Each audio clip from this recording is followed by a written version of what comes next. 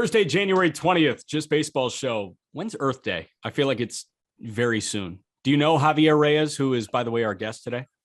What is that? The intro. What an intro. Hey, do you know what Earth Day is? No, I actually don't know what Earth Day is, which I don't know. Maybe that's a good microcosm of the problem, maybe? I feel like it's coming up. I don't know. With global warming just consuming, is it today? Is it today? No, so remember when you said that why not call like Indiana, Ohio, and all that the Middle East? The Middle East. It's in the middle of the eastern part of the United States. Okay, that's all I gotta say. This is my blunder here. Earth Day is April 22nd. So like just not even close. Just so far off. Every day should be Earth Day with global warming. The 20th part, right? I guess, right? Every day should be Earth Day, people. We got to take care of this planet. We don't need to go to Mars immediately with Musk. We can stay here, and make it a better place for all, guys? Yeah, some greenhouses. All right, Jack McMullen, Peter Apple, Javier Reyes. Peter and I played GM with the San Diego Padres. Now we're going to run our thoughts by Javi. We're also going to see where the problems lie with the host of Locked On Padres. There are likely some problems, and Javi, you have probably spent the entirety of the offseason talking about said problems. Off the top, what are like the three biggest problems? Power rank them. All right, so three biggest power rank them. I'd say it starts number one. It's the guy at first base. I know that this is a bit that I keep for Locked On Padres, but I've decided to take it with me everywhere where I don't say his name. You guys can say his name. I don't. It's just Eric Hosmer sucks. Exactly. Like I'm trying. It's like kind of like Voldemort and Harry Potter. I'm trying not to give the name power by just saying it, right? I don't want to let it be transferred everywhere. So I'd say that would probably be number one, because if you're able to not have him on the team and quite literally any other starting firstman in baseball, it's better. Because I'm not saying he's the worst. I mean, he might be the worst, but it's just for the money that he's making, $21 million next year. You guys went over this. It's kind of a disaster. Number two would probably be just overall depth, I think. And I know that that's like a really basic answer to have, but just a lack of a real roster flexibility. And I think that we saw that last year with bringing guys like Jake Arrieta and Vincent Velasquez when guys went down. And that's not a position you want to be in, man. You can't. They've traded a lot of players over the last couple seasons, and some have worked out, some haven't. But the biggest thing is they've traded more than they've acquired. So therefore, if some of those guys don't hit, you don't have backup plans for them, right? And then I'd say number three, injury stuff, whether it be Fernando Tatis Jr.'s shoulder, which he apparently is not electing to get surgery on, which is a little scary, and that it could just flare up in any moment, whether it be even guys like Tommy Pham a little bit with the whole situation before the season that started. And then you've got, you Darvish, who may or may not have been playing with a messed up back and what have you. And Blake Snell gets hurt at the end of the year. And then you have Mike Clevenger coming off of his Tommy John surgery. And then, of course, the biggest one probably for the team right now is Dinelson Lamet, who I know you guys talked about. I think that guy's a one. Like, I am so high on Dinelson Lamet. I think that slider is like, I don't know, man. It's something out of a comic book. It is so good when he's on. The problem is that the way he throws and with the type of injuries he has, it just puts more strain on his hip and everything. And I don't know whether or not this guy is going to be like a reliever for the rest of his career. It's really scary what's going on with Lamet. And then, of course, can I say a fourth is Mackenzie Gore? Can I just say number four?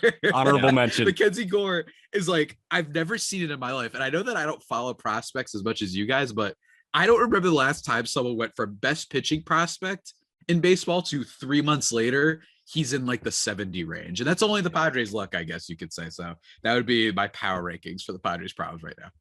Pete, I think we should go 1 through 4, like bit by bit attack each, right? Because at least with Eric Hosmer, like, do you know what Eric Hosmer slugged last year? No, Pete, I don't. 215. He slugged 395. Like and his launch angle dropped 5.4 degrees from just last year. That's so drastic. That is incredibly drastic. This is a guy who just barrels balls right into the ground. His barrel rate's fine. He's hitting the ball decently hard enough. It's just getting zero lift. And he's not even providing that defensive value over there at first base right now. I mean, Javi, I was arguing on the GM episode of the Padres that you could probably take away some of Tatis's errors because Eric Hosmer just isn't digging anything out of the dirt. I mean, you saw it. Yeah. I mean, you could probably take up a bunch of errors. There was a game, I'm going to say it was against the Dodgers, where you guys have to look this up, where he, instead of like running to first base immediately to go get the out and like have the player, he was like tracking the ball. It was from Hassan Kim, who was like playing in the outfield of his shift, like kind of like a receiver. Like he was the receiver waiting for the ball instead of getting to where you have to go. That way the guy's out. There was some phenomenal moments, and that wasn't like counted as an error. So that's my other thing, is I don't think that's necessarily the error stat. This is a great example of why it doesn't tell you the full story. Like there was probably like 5 more that I think he made this year that didn't show up, like if you check Baseball Reference. And then, you know, like I mentioned yesterday, because one of my favorite things to do is just find ways to slander the Padres first baseman on Twitter. Yeah. That Will Byers had 2 defensive runs saved in 2017 playing first base, and that's better than Hosmer's entire. Oh, dang! You said his name. No, I gave it power because I'm reading the tweet right now, so it threw me off. It's better than his tenure as a Padre from 2018 to 2021, which is -5. So things aren't going well, man. And I think that you're right. Like the Tatis error thing kind of annoys me. I'm just gonna say it. Everybody, shut up. He gets to more balls than anybody else does. So if you can get to a ball that would have been a base hit for another shortstop, but it might hit off his glove, but he got to that baseball. So where was this slander at Corey Seager, who just signed for $300 million? His outs above average is worse. Oh, I don't see that. No, unbelievable. Tatis already got his bag though. Think about that. Tatis already got 341 or 340. That is true. 340. That's Lindor is 341. Yeah. And they got Seager got a bag too. I mean, all these guys, they're just getting bags. But okay, so Javi. Yeah, I proposed a trade for Eric Hosmer. It didn't go over too well in just baseball chat. Aram hated it and didn't give me a ton of reasons why. I guess we'll get into it in a minute. You also just shout that it was terrible, but no one's telling me why it's terrible. Who would say no? I didn't say anything for the record. I was taking a nap. All right, I don't think I said anything. Your at's on the nap. Trade. If the Padres and AJ Preller sent away your boy Eric Hosmer and his $13 million, you know, the other team has to eat a good portion of that contract, but they package him with Luis Campusano, probably their best catching prospect, but they do already have, and you know, say what you want about him, but they do have Jorge Alfaro, they have Victor Caratini, and they have Austin Nola, so they have an influx of catchers. So they technically could afford to give away Luis Campusano with Eric Hosmer, package it in a trade for Jeter Downs, a second baseman / shortstop prospect who can kind of play all over for the Boston Red Sox. Now, you tell me why that's so terrible and why I'm the biggest idiot for even thinking about it. And Jack, you're laughing too. Ratio. Ratio him. If it's such a bad trade, tell me why. So I have multiple reactions. First of all, I want to congratulate you for not laughing at all when you said Jorge Alfaro, who was just like one of the most cursed names in just baseball chat history. Because of his speed, he's 75th because of the speed. People, and he's a utility guy. He's a burner. Yeah, he sure is. Just the way I could, host multiple podcasts, 9 podcasts a day. Apparently, no. I mean, it's just I hate that with the Alfaro thing. It's like, oh, he could play left field, yeah, because they put him there. That doesn't mean he can play it. Like, you know what I mean? Right. So that happened, but my second reaction is, first of all, I don't think people you deserve flack for that, because bottom line is, no matter what, if you get rid of the Padres first baseman, he is going to be a trade that isn't actually like helping the Padres with a return. Like, that's where we are, is that you have to attach a prospect to him. So I don't think that deserves hate. And I think that other people that are dreaming of like, no, teams really, no, like, I don't think any team in baseball is going to do that, but I'll get to that in 1 second. I have my own trade proposal. And then the third thing, I think the problem is Campusano is like one of their most valuable guys out of the ones that they have, because I mean, they have 4 the Nola thing. They have 4 good ones. Javi, what are we supposed to do? The Campusano thing is scary because that guy looks really good in AAA. He just hits better than most catchers in the minors, from my understanding. Yes. And then Alfaro, I'm like, whatever. Caratini, whatever. I mean, he's Puerto Rican, so I got love for him, and he's Darvish's personal catcher. Remember the walk-off Austin Nola? Cincinnati? Yeah, like, dude, it was amazing. Into a sea of San Diegans. Austin Nola has played like 56 games for the Padres ever since they traded Ty France for him. I love the breath. That hurt. That hurt a lot. That hurt a lot, man. I believe he had the best fielding percentage in baseball at first base. So that would really hurt. But I think that I just don't see Nola as a long-term guy. And I see that, like, I know this, you can't do this, but in theory, if the Padres system was a little bit, had more depth and they hadn't made all those trades, I think that before you could actually argue that the CJ Abrams was a little tiny bit more expendable, only because you had Cronenworth, you had Tatis coming off of a great defensive season, by the way. And then you say, we have all this other stuff. Gore is still a top pitching prospect. We have Hassel. I could have seen it. Now, I think he's very untradeable, obviously. But I think before, like, Campuzano, I don't know, man. He just seems like the catcher of the future. I know he had some legal trouble, which we got into in the chat. And then the last thing, man, actually, Jack, you go ahead. It sounds like you really had a No. I was just going to say the reason that I was laughing at Pete when you were saying that was because, like, I agree with you. And I think we wore that flack together. I feel like I wore it by myself. I was just sitting here wearing. It's not a bad trade. It's like a bad trade, but it makes shit out of you. Didn't you send in the group chat? You were like, Peter made these trades. Send all criticism to him. Okay, so deferring slander is totally different than siding against you. I just defer to you because such a middle of the line thing. Yeah, I don't have to take a side. You made the trade. I don't have to do shit. I'm the only one that takes a side on this goddamn show. Yeah, man, I'm a politician. I'm running independent. But I will say I agree with you, Javi. Like, if you are going to get Hosmer off the books, I said this on Tuesday, you have to objectively lose the trade. Yeah. And you have to be okay with that. And the Padres, I sent this in the chat too. I've never seen somebody decimate something like AJ Preller decimated the Padres farm system. Yeah. Because you've got 1 through 4, and all 4 of those guys are top 60 guys. I think Gore is still a top 60 guy, which is crazy because he was top 10 last year. But after those 4, like, you could argue that 5 would be like 25 in the Mariners system. Like, it's so bad. There's such a drop off there. All right. So, like, you don't like Ethan Elliott? You're not a fan of Ethan Elliott? I love Ethan Elliott. I'm a big fan of Ethan Elliott. And is he a top 20 prospect in the Mariners system when you have Kirby and Hancock and Isaiah Campbell in front of him? And Brash and everybody and Julio and so many dudes. Okay. It's so rough. we know the top 4 prospects, right? So we know that we're going to have to package one of these guys. Yeah. CJ Abrams, Mackenzie Gore, Robert Hassel, or Luis Campusano. So Javi and Jack, I mean, both of you guys have been working in this Padres stuff. Who would you send away with Eric Hosmer if you could decide? They all hurt. They all hurt because Hassel is a position that I say Hassel and Campuzano are both positions that they might need. In fairness, like you said, they do have catching depth, even if it isn't necessarily good. Or but with Hassel, it's like you have Myers coming off the books next year, which is a little bit of a good thing. He hasn't been terrible, but at least he's an expiring contract. And then in left field, they don't have anybody currently. Whether or not they bring back Pham or they sign somebody else, which is my number one thing, by the way. Yeah, I don't want them to go crazy. I don't want them to sign Castellanos to a 7-year deal. I just think that would, like, just put them in another armbar and make it even harder to maneuver their roster in the future, especially with Musgrove becoming a free agent, who I know you guys suggested. Unfortunately, I think correctly that could be a play. If they're under 500 by like 8 games and you look at Musgrove, who's having a great season, I could see it, man. I could see you trade him to a contender. You get that Max Scherzer-esque deal. Nobody yell at me in the comments. And then you retool.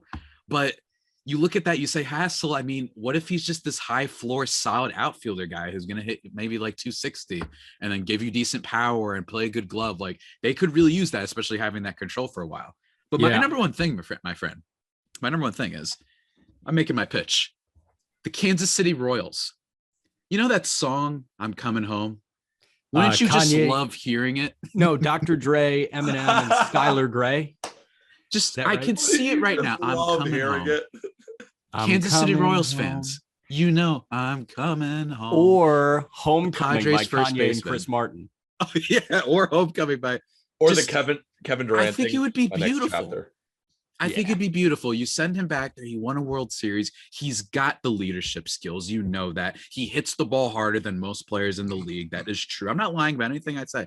And he's just going to be there for you. You're rebuilding. He's going to be a mentor. I just say we send him over, and maybe you give us back I don't know, Maybe Bobby like Witt. a Nicky Lopez. Why not? Bobby You know, Witt just Jr. Call it a fair trade. Straight up Hosmer for Bobby Witt. Lock it up. You know, Yeah, who I'll says take no? Nicky Lopez, but also if you're feeling like, you know, if you really want to get the 100% on your dollar return, Kansas City, like I'm just saying, like it's great. You saw LeBron James, right? He goes back home. You know what I'm saying? Don't compare this to LeBron. Don't do that. Don't do that. Did you just say Nicky Lopez as like the guy coming back, even in that trade? Like, where would you? No, the Padres first baseman going back to Kansas City. That would be like, I think that's been a really positive change in sports lately, is that you see all these guys that go back to their hometown. You have LeBron James, like I said before. You almost for a second, I think you almost had Kevin Durant. You had Gordon Hayward, to the weird Boston fans. Gordon Hayward. You have all these people. Is the third name you think about? Yeah. Gordon Hayward didn't even go home. He would have gone to the Pacers if he was going home. No, I know. I'm just saying. Let's just say there's an. He's been to Boston. He's been to the fans, airport. I think. Logan. Yeah. But like that's my pitch, Kansas City, and I know it's tempting, and I know you guys are just absolutely on the edge of contention. Like you're right there. So my thing is, bring in the experience. He's done it before. It would make the fans go nuts, and I think you would have a great time. I'm totally sincere about this. Give me 6 years of Nick Pratto at first base over the gross shit that you're going to get with Hosmer at first base. 8 days what are you a talking week. about, man? Yeah, literally every day of the week. Give me Nick Pratto over Eric Hosmer. Hey, I've got a Hosmer comp for you before we move on. I texted Javi this. I think Eric Hosmer and Andy Dalton are the same person. Super nice guy. Like came in, it's like, okay, yeah, like you're a leader. And then every time you watch him, every day, if you're Hosmer, every week, if you're Dalton, it's like, oh my God, get off my screen. Oh my God, I don't want to watch this anymore. Yeah. Big Cat kind of compared it perfectly. It was like the idea of Kirk Cousins. Like you just hate him, but you don't, like he didn't do anything wrong. And he shows up to practice. He's a nice guy, but you just don't want to like him.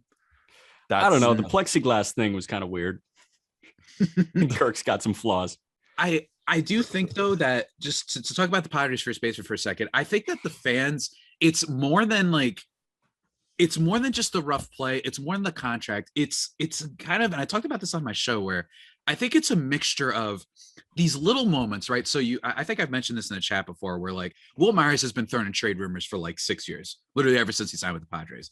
And you never really got these moments other than when he was on Twitch and he badmouthed Andy Green. Like you haven't really had these moments where it seemed like he was outwardly complaining. Then the Padres first baseman this year at the deadline, when it was kind of being rumored, he like really snapped back at a reporter. Was it a little bit of a weird question? My guy, Jeff Sanders from San Diego Tribune, was a little bit weird way to phrase it, maybe, but he just like kind of barked back. And I was like, this is like the first time you've ever been in this scenario. So I thought that was a little bit much.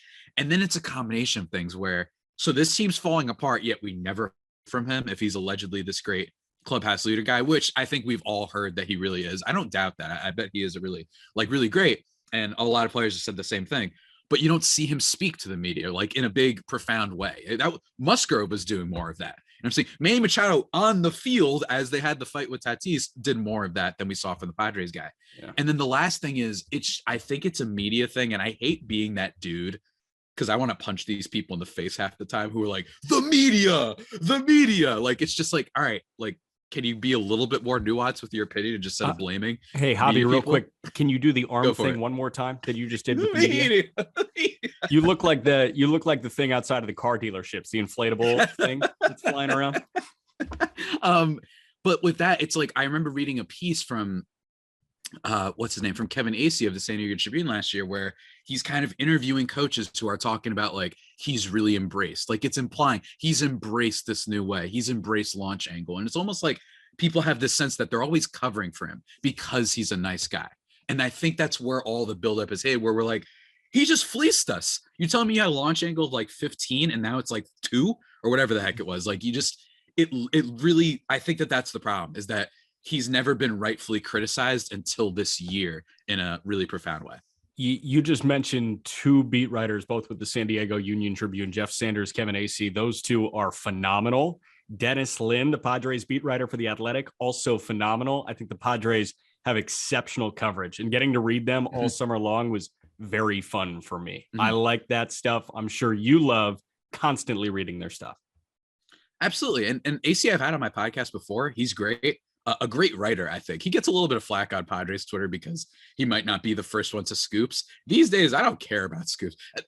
Let me be clear. I care about scoops, but that's not my number one reason. I just like good writers these days, and AC's phenomenal, I think, in a lot of ways. His piece on Chris Paddock heading into last season was great when he went to his hometown. That was really great. I recommend everyone looking that up. Who we somehow haven't talked about him. That's another thing. Like, Chris Paddock was like a rookie of the year guy, and now all of a sudden it's like, whatever. We've been really bashing my team on this podcast. It's kind of rough, man. We have, but on the other side, when we talk about depth, starting pitching, you guys have one of the deepest starting rotations in baseball. You may not have the Jacob deGrom at the top, but you have 4 potential ones in Yu Darvish, Blake Snell, Joe Musgrove, Mike Clevenger, Chris Paddock, Ryan Weathers, Denilson Lamet. That is exactly. That's crazy. So when we're talking about depth, I assume you're talking about on offense. Yeah, on offense would be the issue with them, and obviously a little bit of depth in the rotation, just the sense that they weren't able to recover last year when those guys got hurt, even if it was a little bit of bad injury luck. But I think that's my thing. Is all the Pods fans sometimes are in my mentions like, we got to go get an ace, which I've mentioned in the group chat many times. My favorite thing that baseball fans do is when it's like, what do you think the team needs? We need an ace. It's like, yeah, like no other team in baseball needs an ace, right? So I did like the Mets could use another ace. Yeah, the Mets could use another ace, right? Like, it's, unless you're like the Angels, I really don't want to hear that, because it's just not to be a snob or anything. It's not very creative, right? You're just saying we need a great starting pitcher. Maybe you need like a C-list starting pitcher. I think that's where the Padres are. Just a guy who can eat up innings if they need it to, because otherwise, I look at their rotation. I did a piece about this on the site a few months ago where I kind of categorized them in like the DEFCON 2 or whatever, which is the second not worst one. Is it 2 or is it 3? You know what I mean? Like, is 4 the worst or is 1 the worst? I think 4 is the worst. So I put them on like DEFCON 2 for needing a starting pitcher. And my feeling is just kind of, would it surprise you if any of those guys, Peter, that you mentioned, like really are good this year? There are a lot of teams that are in worse positions. And with the Padres, it's like Ruben Niebla, who they brought over from Cleveland, who's been working wonders over there for that team for years. Maybe he can figure out how to make Chris Paddock a decent pitcher. He doesn't have to be a star or anything like that, but maybe he goes to the bullpen, maybe this and that. Maybe you get something out of Mackenzie Gore this year. I just think there's so many question marks versus other teams where it's like, LA, you're not getting anything out of Andrew Heaney, for example. Like, this isn't a hopeless rotation. And I don't think it would shock me if it goes either way. So we've gone over the rotation, and we were debating between Weathers, Lamet, Paddock, even possibly just saying, all right, Mackenzie Gore, 2022 is yours. Prove it now. You've done enough in the minor leagues. Let's get it rolling. So if we're talking April 6th or whenever that 5th spot comes up in the rotation, is who's the 5 starter? That's the question. I think spring training, which is usually dance around overreaction. Who's the 5th? Yeah, it's overreaction theater. Hold on, I got to build up to it, man. Can I pitch this real quick? Go for it. Open tryout, first 3 times through the starting rotation. 5 spot occupied by Chris Paddock the first time, Ryan Weathers the second time, Mackenzie Gore the third time, and then the best start wins. It's like the Hunger Games. It's like the scene in The Dark Knight when he's like, we're gonna have tryouts. It's like, make it fast. You know what I mean? So that would be badass. Imagine if they came out and they're like, yeah, this is the deal. First 3 starts decides the rotation spot. And everyone's like, what the shit just happened? If there's one general manager who would do that, it might be Preller. If there's one in baseball, that might be Preller. It might be one of those things like on behind the scenes they're thinking about. But look, overreaction theater is what spring training is all about. I honestly think that we could see that. I really think the Padres spring training is going to matter a whole lot, depending on how everything shakes up, obviously, with the lockout. Like, I really think it might matter if Gore comes out there and they're like, whoa, he looks great. Then he might have that 5th spot, and they might put Weathers in the bullpen. He might be on the bench piece or whatever, or they may designate him for assignment. I don't know. I don't know how many times I still have left on him, to be honest, but that's what I could say. Okay, so your C-list starter, situational starter, could be there. I think it's internal. I think what the Padres need right now is like to find the new Yusmeiro Petit, who can throw 4 innings in a blow up game, or also like fill in with injury concerns. And I think Ryan Weathers can be that guy. I think Lamet can also be that guy. And you immediately turn Lamet into 100 with a stupid slider. And it's like, you Smero who? I think the answer is internal. I think so too. The more I think about it, unless you're just thinking Ryan Weathers is no good and you're just out completely. Do people think that? I freaking love him. Why do people not like him? He was really bad in the second half. His ERA jumps from like 2.2 to 5.6 in like 6 starts. I was like, what the hell is going on? Yeah, in 6 starts, he just hasn't had the opportunity to go, have a full season. I mean, this is a guy who got shot up to the major leagues immediately because he already had big league ready stuff. He was a high school pick in 2018, if I'm not mistaken. He's 21, isn't he? I think so. 21 or 22. Well, the Padres also did bring in Nick Martinez, so that's another one. 21. That was one of their big signings. So I don't know exactly how that's going to play out to it. Maybe Nick Martinez is a guy that they plan on having go out there for some innings. I don't. And shouts to the Pods fans in my YouTube comments who were yelling at me for thinking that he was not great, despite not being great in Major League Baseball when he was in Major League Baseball. So again, the Pods fans are rabid right now. Let me just. You want me to? Here it is. You know, they're the team hashtags.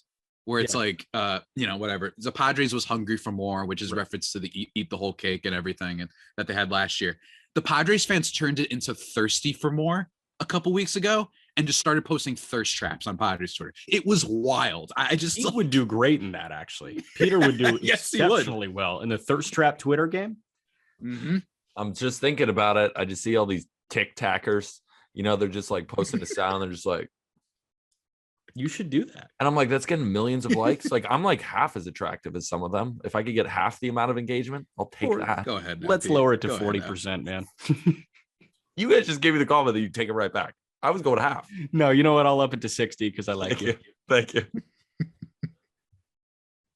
But let's talk about the outfield.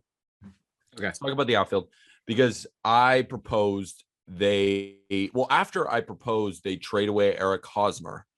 I think a great guy to just slot right back at first base if you don't want to move the Crone zone over to first is you sign Anthony Rizzo.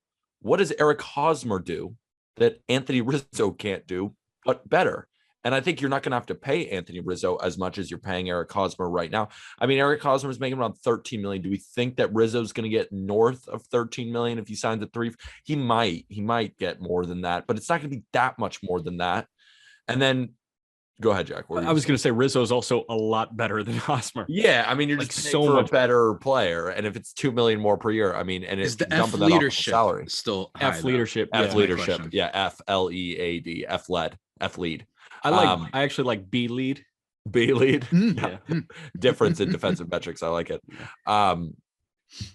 So then I have them signing Seiya Suzuki because I think that could kind of be that lottery ticket. That you're not getting yourself locked into a long-term contract with Nick Castellanos, but possibly, and from what we've seen, Seiya Suzuki could put up similar type of offensive numbers to Nick Castellanos. Maybe not in 2021 when Castellanos, hit the crap out of the ball with the Reds at Great American Ballpark where it's easy to hit. You move over to Petco, maybe it's not as much. But Seiya Suzuki, I feel like could be a great player that could end up being phenomenal, or maybe not so much, but it's kind of that lottery ticket pick for me. Yeah, I mean, I could see it. I'm not as familiar with Suzuki, not gonna lie. I have to start reading up on him. But hey, I do know one thing though is that people were excited when the Padres took the lottery ticket on Ha-Seong Kim, and that guy could not hit. He pulled everything. Not the same guy. Elite fielder, not the same. Elite fielder, like genuinely elite fielder, which is what made him stay in the lineup a lot of the times. But just as a hitter, I was watching that guy and I was like, oh my god. He looks like a guy that needed a couple, like maybe a season in minor leagues. Yeah, he really did. He was not able to catch up to the fast stuff, and he was just pulling everything. I think he had a pull rate of like 50%, maybe. I don't know. It was something bad though.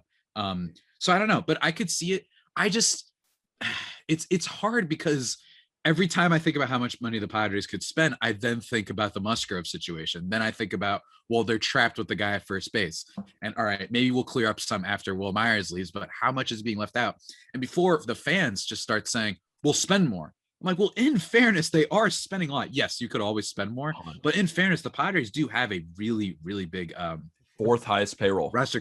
Yeah, like it's not like they're not doing anything. This isn't Cleveland. This isn't Tampa. This isn't, Oakland. Certainly not Oakland, which once they start being contenders, they're like, no, we're done now. Oakland. No spending.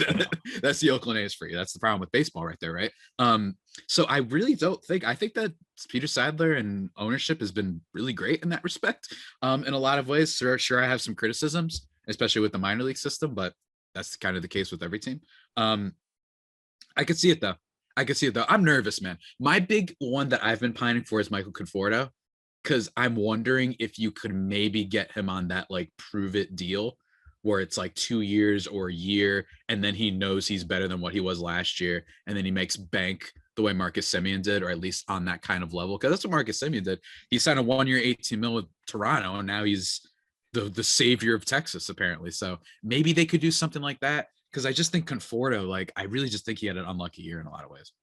So I pitched Conforto on Tuesday, and I think Conforto would be perfect there. And I also think that Conforto falls more along the Semien side of the pendulum than Rodon. But Rodon was non-tendered, and he got a 1 year prove it deal, and now he's going to go make $100 million. So, like, I think Conforto is there, right? Like, Conforto is, let's give you a 1 year deal with a player option. Make it easy. You can pay him just a teensy bit less if you give him a player option, like an opt-out after the first year. And then if he's great, then see ya. And hopefully you've got Hassel or Abrams ready to come up and go in center, and you can move Grisham to right or put Hassel in right, and you can keep Grisham in center. Jack, I love the idea. I'm just, when I hear 1 year, maybe with an option, 2 year deal, I'm kind of thinking Conforto is baseball's worst kept secret. Like, he is not the guy that people are looking at for a prove it deal. I feel like people want him on a 3 year deal so they can maximize on maybe his lower value right now. Yeah. Because I think we're all in the same boat that Conforto is going to go right back to being a 135 WRC plus hitter and one of the better outfielders in baseball. It's different than Trevor Story, where we aren't. That's what I would have thought with Marcus Semien. Yeah, that's my thing. I would have thought that with Marcus Semien. He was like third in MVP voting. You know what I mean? And then he had one. But I feel like and that was after everyone did 2020, everyone kind of thought, all right, now we're going back down to earth. I feel like people are jumping on the Marcus Semien train and be like, look, we all called it. But I don't think back then, a year ago or so, people were like, oh yeah, Marcus Semien's going to be right back up. Was that 2019 just the best season he'll ever have? Yeah. I personally think people were looking at that and saying, man, it was just such a down year, but every year before that, he got increasingly better. Maybe that's just me, though. I know what you're saying. Where it's easier at hindsight's 2020, but yeah. I agree with both of you because, like, everybody likes Conforto. Everybody that I've talked to is like, I love Conforto. Everyone's like, I'd also give him a bunch of years. Right. So, like, if everybody likes Conforto, then why are we sitting here saying 1 year deal? It's probably because nothing has happened. So naturally, like, in our lifetime, we have never had a moment where nothing has happened for this long. So we're just like, oh, like, there's got to be some holdout here. No, like, just nothing can happen. Like, nothing has been able to happen for the last 2 months. Maybe people are thinking, oh, the Mets snuck Mark Canha for a 2 year deal. So maybe that's like, what people might have expected for Conforto. I don't know. Maybe it's just wishful thinking, the way I was, trading the Padres guy to Kansas City on a we're coming home type of thing. So maybe it's just wishful thinking. So what was, so we have depth. We have Mackenzie Gore. Who are some of the other areas of need that you thought we have to touch on? So it was depth. It was Mackenzie Gore. It was the Padres first baseman. Yeah. Gore was the honorable mention. There was one more. The honorable mention was Gore. Was Mackenzie Gore. Yeah, we're missing 3. We all forgot. How did that happen? No way we all forgot. Health was 3. Yeah. Mm-hmm. There we Health go. Was 3. How do you solve that? Voodoo medicine? Like witch doctors? How do you do that? It's weird because this keeps being a problem with the Padres, right? And here's another thing, by the way. Adrian Morejon heading into the year was like an interesting piece, and then he tore his ACL. Loved it. Right? So then, or tore something. He got Tommy John surgery. There we go. Yeah. There we go. UCL, ACL, MCL. All CLs, all collateral ligaments. And it's like Dinelson Lamet. And this is the thing is people don't trust the Padres. Like it's either they're cursed a la like San Diego Chargers from years past, or even the Yankees to a degree have been cursed with injuries. The Mets a little bit. Sorry about that. Almost died. Yeah. Just talking about this got me scared. Subtle. Right? Yeah. And then you look at with the Padres, just thinking, what the heck? I still remember when these people came out and said all systems go, and Lamet went 1 inning and then he was pulled. And I was like, excuse me? So people just don't trust this team. They trade for Mike Clevenger, then he has to get Tommy John surgery. They're like, and then it was in the postseason, by the way, which Dodgers fans like to conveniently act like didn't play a role in why they swept the Padres. They're like, oh, it's just he needs a scope. He's got bone chips. Tommy John surgery a week later. And then with Lamet, we never really got a full thing. And all of a sudden, he just looks like this guy that can't really, he just doesn't have it anymore. He's always constantly hurt. Chris Paddock getting banged up. Adrian Monahan getting banged up. Whatever the heck happened with Mackenzie Gore. So that thing is just like a lack of trust right now between Padres brass and their fans. I'm hoping they can figure it out. Maybe the firing of their farm director had a little bit of something to do with that, especially with Mackenzie Gore, which I know you were had some opinions on, Jack, where it's like, how are you firing the guy because you traded all the pieces? So why are you firing him? So I don't know, man. But yeah, any voodoo magic is appreciated, of course. Yeah, Pete, you offer your thoughts here while I hunt down this text of Mackenzie Gore's high school stats. Because if you're getting canned because of Mackenzie Gore, I'll go down with that ship any day of the week. Twice I'll go down, no doubt. And Aram posted on Twitter, it was this at bat against Lars Nootbaar. He went 94 up in the zone. He went 86 mile an hour slider. Then he went 87 mile an hour slider and sat down a big leaguer on 3 pitches. Like, that's the kind of pitcher that we're looking at here. People didn't throw Clayton Kershaw comparisons to Mackenzie Gore lightly. If you go watch Mackenzie Gore, he reminds you a lot of him. It reminds me of Max Fried as well. This could be a potential one. So because that Mackenzie Gore can't find the zone right now, you're going to fire somebody, especially, it's not like he's 24. He's at 25, and we haven't been dealing with this for years and years. This is still recent. He's still a high school pick. Okay, so I think it's a 2-thing approach. Sam Gainey was the farm director, and I'm not going to go too far into the weeds. Sam Gainey, now gone, well respected among other major league clubs. I think he signed on with another organization. So Sam Gainey's gone. If it's because of Mackenzie Gore, the Padres drafted Gore 3rd overall after Gore won Gatorade National Player of the Year. His junior year of high school, he was 12-1 with a 0.08 ERA and 174 strikeouts in 88 1/3 innings. He won a state title. His senior year, Mackenzie Gore, junior year. His senior year, which is obviously when you're supposed to take a step back from that, he was 11-0 with an astronomically high 0.19 ERA. He had 158 punch outs and 5 walks, and he won a second state title. I'm going down with that ship every single day of the week. He looked the part, and a reminder, in 2019, he was the best pitcher on the planet, not in Major League Baseball. This guy was shredding through the minor leagues. That's why he was the top pitching prospect in baseball. Now, if you're going to can him because of depth, I want to paint this scenario. If you work an office job, you are asked to do 5 projects by the end of the week. You do all 5 projects. And then your boss walks over and puts the projects through a paper shredder and says, where are those 5 projects? That's what Sam Gainey was dealing with. They developed the best farm system in baseball. They traded it all away for Clevenger, Snell, everybody else. And then if AJ Preller's saying, where are my prospects? If I'm Gainey, I'm like, you just fucking traded them all away. They're all in Cleveland and Tampa Bay. That's what happened. My only counter, the only thing that makes sense that could defend that move is if it's entirely based on being upset about something that went wrong with Mackenzie Gore's development. It's the only thing that would make sense. But again, Daddy Preller, who at one point I was begging to kill me in increasingly violent ways as much as possible. Yeah. He's on Padres fans hot seat. You know what I mean? They're like, hey, I mean, why did you do that? You know what I mean? Now, in fairness, that Athletic piece came out, which kind of detailed a lot of the Padres stuff. There were people that still were standing by him. This wasn't the guy over in Colorado where that whole piece was just like, yeah, this guy is playing fantasy baseball and never talks to players and nobody likes him. With Prowler, it was some people being like, he's too hands-on. And then other people were like, I mean, a little bit. So it went a little bit back and forth. So the hope is that at least there might be some semblance of a plan here, unlike Colorado. But then again, I may have just dug myself in a trap by saying that at least they're better than Colorado. That just clicked in my mind, though. It wasn't Colorado. It was Seattle. Jerry Dipoto is who they were writing about. Dipoto, after they traded Graveman for, Graveman of the Astros, and then got Diego Castillo, because Dipoto like just fires from the hip a lot like Preller. Obviously, it worked for Seattle. People are sleeping on Seattle. Dipoto's working in the dark. I mean, I'm not going to come out here and say that Dipoto is this phenomenal GM, but I wouldn't bash him right now. He knows what he's doing. No, I mean, he made a trade in a hospital, right?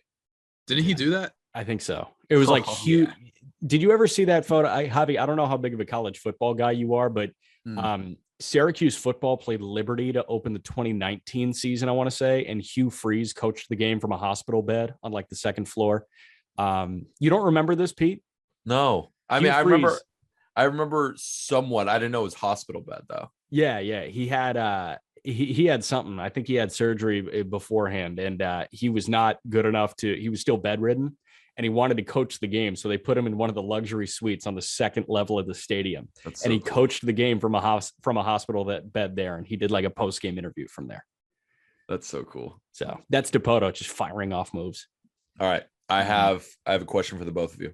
Javi, I want to start with you. Go for it. I'm ready. Rank these 4 pitchers. Chris Paddock, Mackenzie Gore, Dinelson Lamet, and Ryan Weathers. Rank them. Who you want for 2022? Lamet. Number 1. Gore. Number 2. Weathers, Paddock. Same. That's how I'm feeling. Ditto. That's how I feel. Let's go.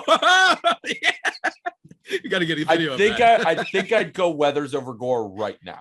Just right now. Yeah. Like if just right now, it's just that like if you told me I had to keep one, Lamet thing is all health. Gore is like health, a little bit of health, but mostly just mechanics and stuff. It's just I'm just going by upside. You know what I mean? Like you got to go by upside here and say, in fairness, Paddock, like, bro, that fastball is straighter than like the equator line. Like that thing, it just does not have enough drop. And I know that it's a fastball and like that's kind of what happens with fastballs, but it's like bad sometimes. And what scares me the most is, yes, he started developing the curveball, but now the changeup, which was his best pitch, was very, very hittable last year. Not like atrocious or anything like that. You know what I mean? But it was like, oh no, your wipeout pitch now. So yeah, you added another thing, but now your original weapon of mass destruction is becoming more hittable. That worries me a lot. And people hit him hard too. So he's just one of those guys where I'm like, maybe he's a bullpen dude. And and by the way, that's fine. That would be a win because I think he could be great in the bullpen. But I think that just in terms of right now, give me Lamet, man. I'm still doing it. I know I'm worried about the health and whatnot, but when he was on, dude, he was like, there was 4 separate times when he almost threw a no-hitter for this team. Like he's that good. And I think people are forgetting that. Again, if they have the 2 of their guys healthy with Clevenger and Lamet in the playoffs, like Dodgers fans, shut up. You guys choke every year in the playoffs. Like who says you wouldn't have choked again there? So that's all I'm saying. And do you think, I think that is reason to be excited. Do you think Lamet is better than Darvish? When he's healthy, and yeah. On? Yeah, me too. Yeah. When he's healthy, yeah. Darvish is, I don't know how much to put into the sticky thing. I don't know, because he was hurt, but at the same time, I'm like, bro, like it's awfully convenient that you were this bad ever since then. Yeah. He needs to tone down his repertoire a little bit. It was a lower back thing. Yeah. Yeah. It was a lower back thing. Tightness. Yeah. It's just I think he said tightness.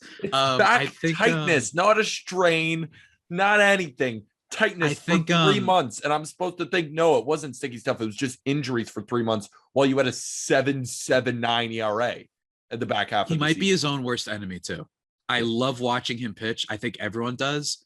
But at the same time, that massive repertoire, should he be focusing more in on like 4 or 3 pitches instead of 7? And the supreme. I mean, don't get me wrong. I enjoy the hell out of that stuff. When he's like, yeah, it's a curveball with spin that becomes a fastball at the last 2 seconds. We call it the supreme. I throw it to. Yeah. I'm like, yeah, it's fun. I like it that you're concocting new pitches the way Jimmy Neutron comes up with a new invention every episode, right? Like, I really do enjoy it. But at the same time, I'm like, look what happened with Snell, man. He just focused on his 2 pitches, and now everybody, including Colby Olson, director of analytics at Just Baseball, loves him for next year. I think that says a lot. So Darvish, home, get the mechanics down. Maybe Ruben Niebla, he can work up some magic being coming over from Cleveland. But yeah, Darvish worries me. But it also wouldn't surprise me. It wouldn't surprise me if he finishes this year 3.4 ERA, 210 Ks. That really would not surprise me. It wouldn't surprise me. Pete, what else you got? Because I have 3 rapid fire questions to end the pod. I wanted to my only last question is just constructing a wish list for the Padres for the rest of the offseason. You know, who's a free agent that, Javi, you know, that you really want on the Padres? We already talked about that. You want Eric Hosmer gone, but is there anybody else you want gone? And just the ultimate wish list for the Padres for 2022. Yeah, I mean, basically everyone we mentioned before. Don't get me wrong, I wouldn't be like outwardly mad if they signed Nick Castellanos. I would just be a lot more worried than I think a lot of other fans immediately would be. Chris Bryant, obviously, would I be like annoyed? No. Would I be a little bit worried just because of the amount that you're probably going to have to give him? Sure. Obviously, we talked about Conforto. And then I'm going to say it. Bring in Brett Gardner. Bring in my favorite player, man. Let's do it. Bring in, you want clubhouse leadership? The guy who's banging the bat on the, okay, I was mostly kidding. But like, I don't really see any other thing. Maybe just give me a couple of relievers. 1-year deals, maybe. I know you guys mentioned Alex Colomé. Sure. You know what I'm saying? I know some people were annoyed that they let Melanson walk. I get it. But at the same time, they did this last year. Maybe Robert Suarez, who throws really hard, that they just acquired from, where's it, the Nippon League? I forgot where they got him from off the top of my head. But maybe he could come in and be this wipeout closer. We'll have to see, especially until Pomeranz kind of recovers from injury. Just bolster the depth a little bit. Don't spend too much. Don't get too crazy. Because I also would really like to bring Joe Musgrove back. I really would. I know that like they could trade him. It could become a possibility, but he's the native, man. He threw the first no-hitter in our franchise history. He's a great guy. I know multiple people who have talked to him. They did some features on him. Just keep him here, man. I like Cotton Eye Joe. Let's go, Joe Musgrove. All right, we good for rapid fire? Let's do it. I've got 4 now. I added 1. Oh man. Okay. Can I answer 2, or is it just for Javi? No, you can answer 2. Yes. All right. Number 1, assuming a full 162. Yeah. It sucks that we have to lead with that now with the labor thing going on right now. Like assuming full 162. Win total for the 2022 San Diego Padres. Pete first, then Javi. No, Javi first. Javi first, then Pete. 88. Wow. I was going to say 88 exactly. There you go. But I bet Vegas is going to set the win total at like 93.5 or something crazy. I will say. We took the under last year and it freaking ripped. This season offseason has had vibes to me very similar to how I felt when we were heading into 2020, where everyone was down on the Padres of how disappointing they were. They lose Fran Mill. They lose Hunter Renfroe, which, you know, it's just a different roster. But I was like, I don't know, man, this could be a sleeper team. Remember, guys, every year, the standings don't translate 100%. Did anybody think San Fran was going to be this good? No. Did anyone think that Seattle was going to be this good? No. What if the Padres are that team? I could see it. That's almost why I think this Padres win total is so hard to guess. It's really hard. Because it's a hard one. There's a team in their division that it's impossible to peg right now, the San Francisco Giants. Are they going to win 107 games next year? I mean, the Padres finished 79 and 83. That was a lot due to the fact that the Giants were so incredible. And then the Giants consistently beat down on the Padres. So depending on how, like if we see another 100 plus win season from the Giants, I don't think we're getting above 85 wins here if we're the Padres. But if the Giants take a big step back, then we'll see the Padres go upwards of 90 games. Jack, what do you think the win total should be? 90. I think they missed the postseason, but 90. Do you think they finished third or second? Third. So you think the Giants are still better? Dodgers, San Fran, San Diego. I think the Dodgers win north of 100. I think San Fran is in the 92 to 98 range, and I think San Diego is right at 90. I want to say the Padres are better than the Giants, but I'm just not going to be the guy to ever bet against San Francisco ever again because this is just it. San Fran's giving me Tampa vibes where everyone is expecting a decline for some reason. Same thing for Tampa. The Tampa odds and then Yankees still second best odds, not to roast your team or anything, Pete. No, they won't win it. They won't win it. Like, as constructed right now, they will not win the World Series. That's just a fact. Yeah. It's just like, why do you keep doubting the Tampa thing? And for me, it's a sign of like just nobody being excited to talk about like stars on that team. Tampa, give it a month, people will be like, oh wait, yeah, why wasn't this team had top 5 odds? This doesn't make any sense. Yandy Diaz kind of hot. All right, that was a good question one to rapid fire. That was a rapid fire question that took about 4 minutes. Okay, next one, hopefully a little bit more rapid fire. Have you seen Succession finale? No, go ahead. I'm on episode 7. Don't ruin it. So, I just started. I'm wrapped in already, Javi. I do like it. All right, rapid fire question 2. Are Don Orsillo and Mudcat Grant the best local booth in baseball? Yes. Yeah, I don't really think. I think some people have debated the guys in Seattle. I forgot who the other one people have brought up. Gary, Keith, and Ron, the Mets booth. Braden in Oakland is phenomenal, but I have rewatched. Orsillo is a literal legend. I have rewatched the Tatis. I did a piece over Just Baseball Top 10 Plays. I have rewatched Don Orsillo saying, and Tatis, he says, it's going out onto the yard. It's going out onto the track. I have replayed him shouting that at least 100 times. So yes, absolutely the best. Okay, fair. Honorable mentions here. I'd say Gary, Keith, and Ron, the Mets booth. They're great. They are exceptional. Joe Davis and Oral Hershiser in LA are awesome. Got to give a shout out to my 2 Chicago booths. John Shambi, Jim Deshaies with the Cubs, Jason Benetti, Steve Stone with the White Sox. And then there was one more that was jumping to the forefront of my mind. Wherever John Miller is. John Miller does Giants radio with Dave Fleming. That's the best radio booth. I was going to say the Giants TV, Dwayne Kuiper, Mike Krukow. Those guys are awesome. Okay, next one. I've got the 2008 San Diego Padres pulled up. They went 63-99. Javi, I want to see how many players you can name on this team. Okay. Khalil Green? Is he Khalil Green was the starting shortstop for this team. Okay. Is Trevor Time still on there? Because this is before I was a big Padres fan. Trevor Time? Oh, Hoffman. Yeah, Hoffman. Yeah. Trevor Hoffman was. It was his age 40 season. Was Headley on that Was team? he good that year too? I think he was, right? He was fine. Chase Headley, out of your Chase Headley was on this team. Okay. So if Chase Headley's on there, then Adrian Gonzalez has to be on there, right? Adrian Gonzalez was on this team. Okay. Let me think. I got to think. I'm forgetting everything because I only started becoming a Padres fan like rather recently. Is Jake Peavy on this team? Jake Peavy is on this team. Come on. Derek Norris, or is that more recent for Derek catcher? Norris is more recent. Venable. Will Venable's on this team. Dude, what a name. Will Venable. Are you kidding me? That's a call right there. Everett is later. Everett Cabrera is later. Yeah. Mike Cameron? That's all I got. Mike Cameron is not on this scary. team. I thought that was another hammer. Oh, wait. No. Let me go by pitchers now. This has to be Peavy. It has to be Peavy's on the Peavy. Peter already said Peavy. Oh, he already did? Okay. And that might be all I got, man. That might be all I got. Okay. You want me to run through this? Absolutely. Nick Hundley. You got Adrian Gonzalez, Tadahito Iguchi, Kevin Kuzminoff, Jody Garrett, Brian Giles, Scott Hairston. Michael Barrett was on this team. Jim Edmonds played 26 games for this team. And then pitching wise, a 42-year-old Greg Maddux was on this team. Randy Wolf, Chris Young, Heath Bell. People forget about Heath Bell. Wade LeBlanc. And that's about it. Okay.